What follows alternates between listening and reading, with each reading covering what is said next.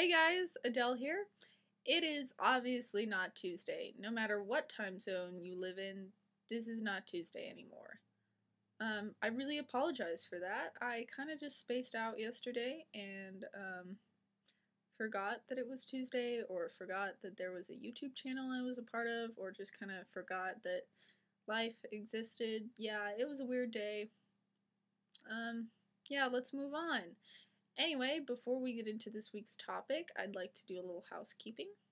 Um, I love it when you guys comment on my videos. It makes me so happy, and I go and I check after posting a video, see what people have been saying. Like, it's really cool that there's, people paying attention to what I have to say. Like, that's awesome.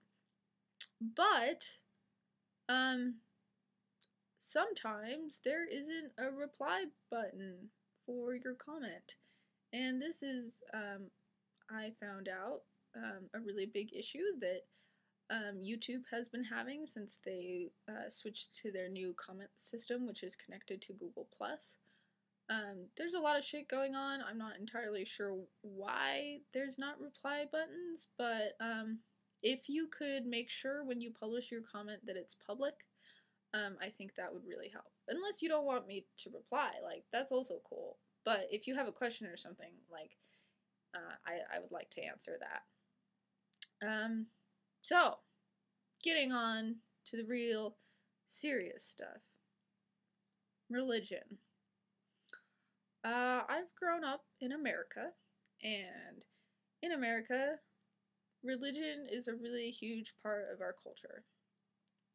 There's some secular areas, but if you're from America, you get what I'm talking about. There is religion everywhere, and a lot of it's Christian.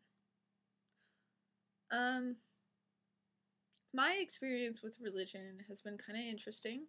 I was raised in the Unitarian Universalist Church, and from what I understand, that church is pretty accepting anyway, but when I started going to it, we actually had a transgender minister, and he did a ton of LGBTQ advocacy. And since then, that's kind of just been part of our shtick, you know? We've become locally known as the gay church. We have a giant rainbow flag above our main entrance. We're pretty chill. But I kind of had to stop going just because I've gotten really busy on Sundays and just always seem to be really busy on Sundays. I can't really think of any time in the near future when I'll have a Sunday free to go to church. And now it's been so long that it's kind of awkward to go back. I don't know very many people there anymore, but I'd like to, just because it was such a unique and special environment. A lot of the times people think that you can't be both religious and queer. In a lot of religious communities, there is a ton of pressure to just not be queer, to stay closeted, or just that's not allowed. But also in the queer community, there's a lot of pressure to not be religious. I think people just kind of assume that we're all atheists, and a lot of queers like it that way. But that's not really good either, because there are religious queers out there. I don't particularly consider myself religious, but I do consider myself deeply spiritual, and so I do understand that struggle on some level. And that's kind of bullshit that we're made to choose. You shouldn't have to. You don't have to.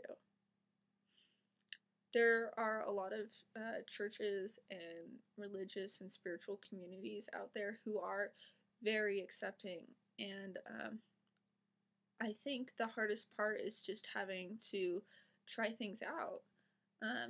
Even if you're part of a really specific denomination of some major religion, but you're part of like really specific subset, there will be churches that will accept you. Some churches, like individual churches, are more accepting than others, and you kind of just have to find that.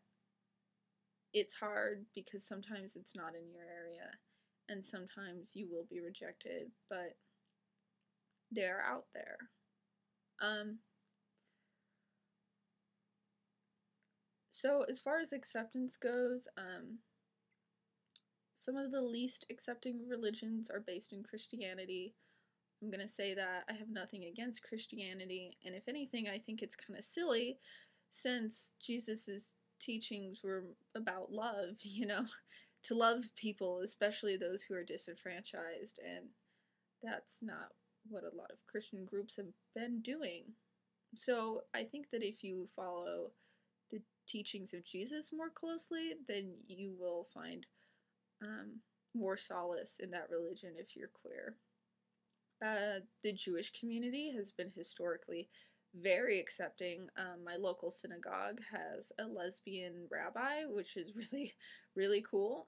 Just in general, I think that most Jewish communities are very accepting. A lot of non monotheistic religions can be accepting.